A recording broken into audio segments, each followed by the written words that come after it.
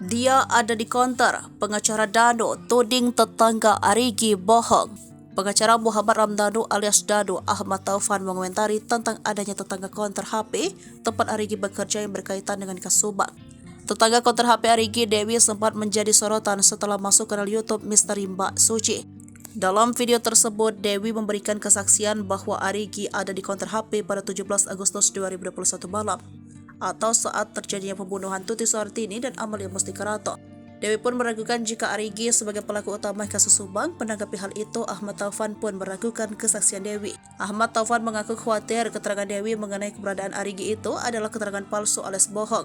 Menurut Ahmad Taufan, Dewi bisa saja tidak benar-benar melihat keberadaan Arigi di konter HP tersebut saat malam terjadinya pembunuhan. Ia juga mempertanyakan apakah Dewi benar-benar melihat Arigi atau hanya sekadar mendengar rolling door terbuka kali itu. Ia pun berharap tim penyidik bisa memeriksa Dewi dengan detail mengenai keterangannya yang sempat membuat heboh itu. Diberitakan sebelumnya, tetangga tempat Arigi bekerja, Dewi tidak menyangka jika pria ia kenal itu menjadi tersangka kasus Subang. Menurut Dewi, Arigi berada di konter HP tersebut pada malam pembunuhan ke Subang, tepatnya 17 Agustus 2023 pada pukul 11.